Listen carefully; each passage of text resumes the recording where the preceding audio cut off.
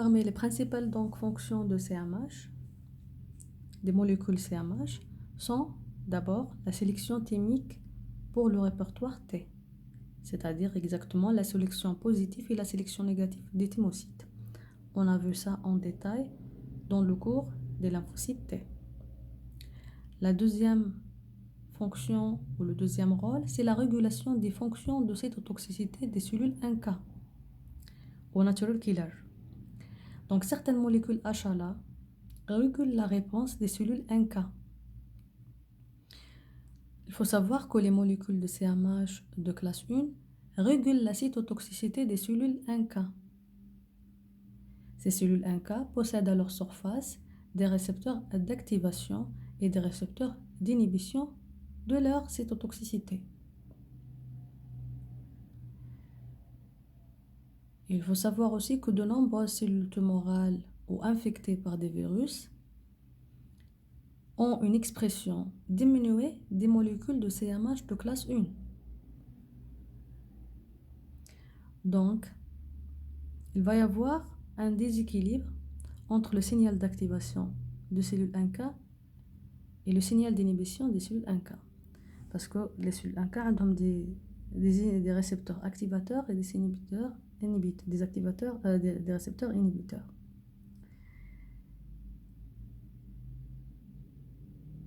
Les molécules HLA classe 1 elles stimulent les récepteurs inhibiteurs. Donc toutes les cellules de soi normalement qui expriment le CMH de classe 1, ils vont inhiber les cellules NK et par conséquent ils ne vont pas subir la cytotoxicité par ces cellules NK. Ce signal inhibiteur prédomine le signal activateur. En cas d'une transformation maligne de la cellule de soi, donc une cellule tumorale, où cette cellule est infectée par un virus, donc c'est une cellule qui est malade, l'expression des molécules de CMH classe 1 va être diminuée, et donc il va y avoir un déséquilibre en signal activateur et inhibiteur. Au début, c'était le signal inhibiteur qui prime, donc pas de cytotoxicité sur les cellules de soi. Une fois, à cause de la malignité ou d'un virus, il va y avoir la diminution de l'expression des molécules de CMH de classe 1, il va y avoir un déséquilibre entre le signal activateur et le signal inhibiteur, et dans ce cas de figure, c'est le signal activateur qui prédomine, suite à la diminution du signal inhibiteur. Donc le signal activateur va prédominer à cause de cette diminution de l'expression des molécules de CMH classe 1. Et par conséquent, les cellules NK vont être activées et ils vont détruire les cellules de soi qui est donc malade. Je vais vous montrer ça en image. Ah pardon, c'est pas celui-là. C'est ici. Donc, comme vous voyez ici, la cellule NK a ce qu'on appelle les KIR inhibiteurs et les KIR activateurs. C'est Killer Immunoreceptor activateur et Killer Immunoreceptor inhibiteur. Donc, si la cellule normale, c'est le signal inhibiteur qui prime le signal activateur. Donc la cellule NK va être inhibée, pas de cytotoxicité, une tolérance de soi. En cas d'une cellule donc tumorale ou infectée par un virus, il y aura une diminution de l'expression des molécules de CMH classe 1 qui active le signal inhibiteur. Donc il va y avoir la prédominance de le signal activateur, l'activation des cellules NK et la lyse de la cellule malade. Quel est un autre exemple? C'est la cellule allogénique. La cellule allogénique, c'est-à-dire par exemple dans le cadre, par exemple l'exemple de la greffe d'organes, c'est une cellule allogénique, ça veut dire qu'elle appartient à un autre individu d'une même espèce. Le CMH de classe 1, il va activer le KIR activateur, pas l'inhibiteur, parce que c'est un CMH, c'est une molécule de CMH de non-soi. Le CMH de non-soi active les KIR activateurs, le CMH de soi active les KIR inhibiteurs. Donc, parce qu'il n'y a pas de CMH de soi sur cette cellule, il va y avoir que l'activation des KIR activateurs et par conséquent, ça va provoquer l'activation des NK et par conséquence, la cytotoxicité. Donc, le premier rôle, c'est la sélection thymique de répertoire T. Deuxième rôle, c'est la régulation des fonctions des cytotoxicités des cellules NK. Le troisième rôle, c'est la présentation des peptides antigéniques aux lymphocytes T. C'est le CMH est impliqué dans le contrôle de rejet de greffes. La principale fonction biologique des molécules de CMH est de fixer les peptides antigéniques et de les présenter à la surface cellulaire aux lymphocytes T. La source des peptides, leur trajet intracellulaire avant association aux molécules de CMH, ainsi que le type de lymphocytes auxquels ils sont présentés, varient selon la classe des molécules HLA, classe 1 ou la 2. Donc je répète, la source des peptides, leur trajet, la source des peptides, donc intracellulaire ou extracellulaire, leur trajet intracellulaire avant association aux molécules de CMH, parce que la synthèse des molécules de CMH classe 1 est différente de la synthèse des molécules de CMH classe 2. Aussi le type de cellules auxquelles, lymphocytes auxquelles elles sont présentées. Est-ce que cellule T CD4 ou la cellule T CD8? Tout ça varie selon la classe de molécules HLA, qu'elle soit classe 1 ou la 2. On va détailler cette partie de la présentation. Donc la molécule de classe 1 présente aux lymphocytes T CD8+, les pré-CTL.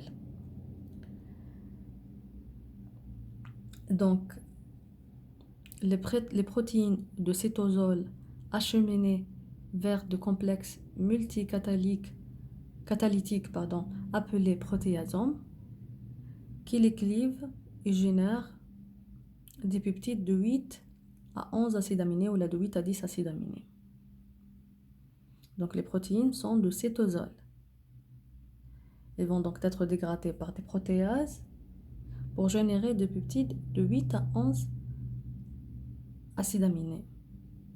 Les peptides sont transloqués dans le réticulum endoplasmique par un système transporteur. Dans ce réticulum endoplasmique, le peptide va se fixer sur le dimère alpha-bêta 2. Ce peptide antigénique, il va se fixer sur le dimère alpha-bêta 2, microglobuline. La molécule HLA classe 1, qui est donc chargée par le peptide antigénique, va par la suite être exportée à la surface cellulaire et elle va être exprimée. Bien sûr, en passant par l'appareil de Golgi où elle va subir la glycosylation de la chaîne alpha.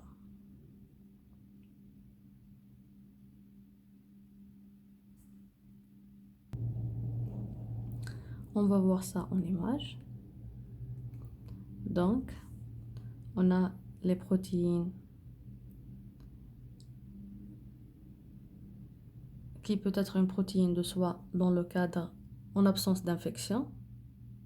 Parce qu'il faut savoir que les molécules de CMH, qu'elles soient une ou la deux, ne peuvent jamais être exprimées à la surface avec une niche vide. La niche toujours occupée, la cavité heavy de la molécule HLA. لازم تكون toujours occupée par un peptide. En absence d'une pathologie ou d'une infection, je veux dire, هتكون la niche هذه فيها une protéine de soie, c'est pour stabiliser la molécule هذيك où elle va être présentée au soie, mais parce qu'il y a la tolérance, les lymphocytes T sont donc éduqués pour tolérer le soie, donc ils ne vont pas attaquer, ils vont pas reconnaître avec l'antigène comme antigène pathogène. Ils vont se lier par le TCR, ils gardent antigène de soie, c'est bon. Ils ne vont pas s'activer.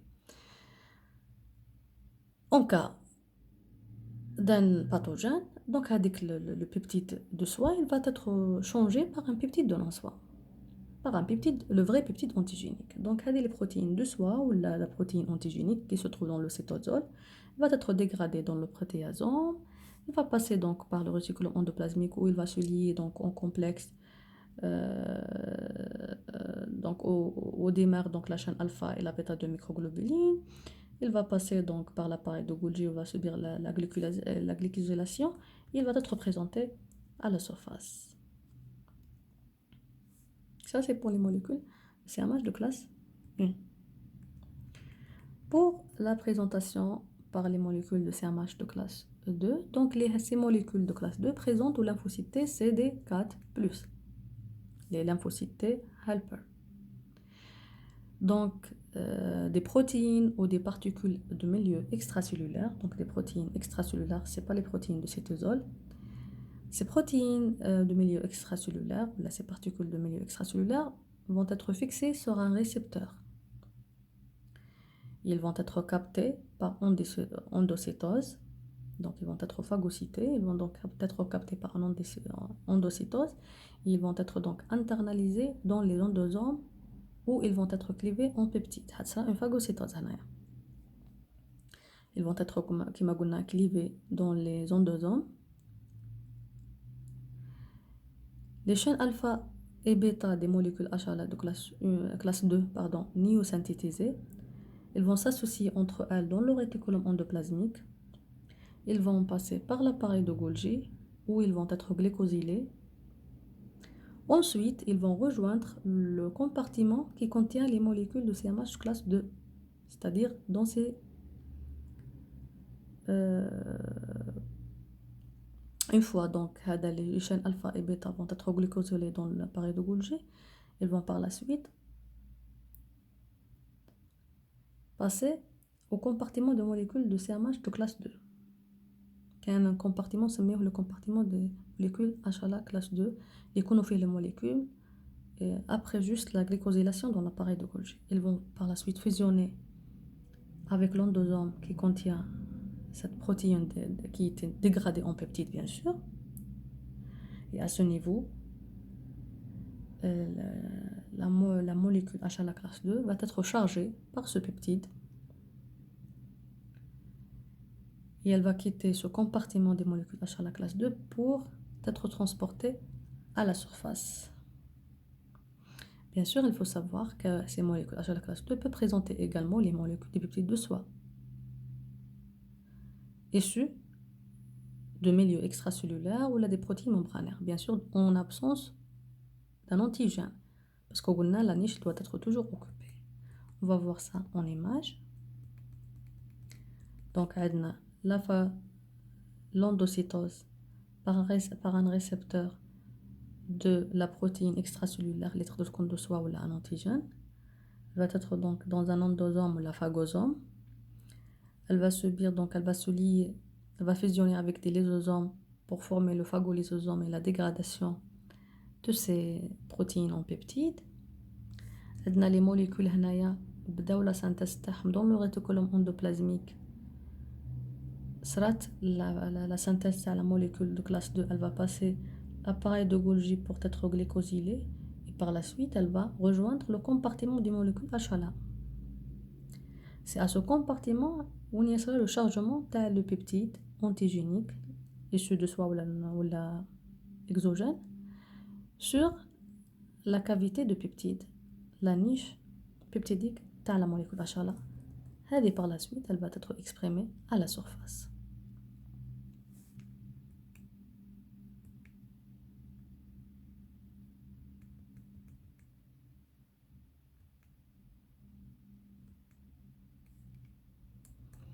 Il faut savoir aussi pour les molécules HLA classe 1, il y a certaines protéines exogènes, le milieu extracellulaire, ça veut dire non synthétisées par la cellule, peuvent être représentées par la voie des molécules HLA classe 1. Malgré normalement les protéines de milieu extérieur, normalement elles s'expriment sur les molécules HLA classe 2 ou celles de cytosol, elles être donc exprimées par la molécule HLA classe 1.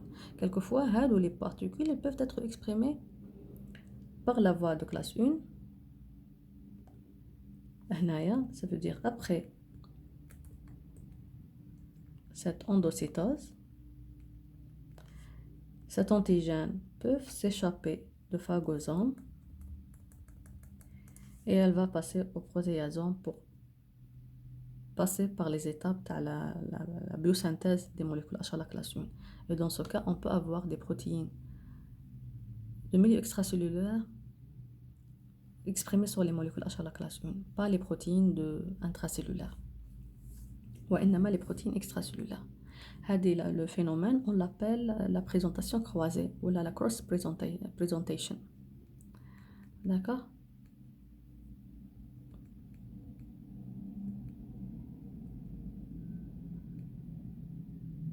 Là, on vous montre les cellules présentatrices d'antigènes par le biais de molécules CMH classe 1 ou la 2. Parce que on a cellules parce que les molécules H à la classe 1 sont ubiquitaires, exprimées sur toutes les cellules. Donc, il y a la cellule de CPA ou là une autre cellule. Donc, elle exprime et elle présente au lymphocyte T CD8. Donc, elle reconnaît par le TCR le corécepteur يلصق على l'alpha 3. Pour les lymphocytes CD3-4. Donc, l'expression les molécules classe 2, elle est restreinte donc aux cellules présentatrices d'antigènes, c'est-à-dire que lymphocyte B, macrophage ou la CPA. L'essentiel, ils vont donc reconnaître l'antigène par le TCR. Le corécepteur, c'est le CD4. Et ce corécepteur, ou le CD4, il va se lier sur le domaine bêta 2. Donc le CD3, il sera à l'alpha 3. Le CD4, c'est sur la bêta 2.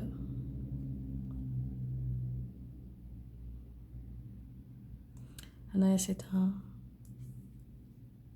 rappel de ce que l'on dit. Les peptides acides 8 à 10 acides aminés. Le peptide sur les molécules CMH classe 1 est présenté. Les peptides présentés sont essentiellement issus de la dégradation des protéines d'origine d'origine intracellulaire, donc endogène. Alors, la classe 2, la niche peptidique fait un antigène, un peptide antigénique de 13 à 25 acides aminés. Donc, il est plus large, plus lent. Ce sont des peptides présentés donc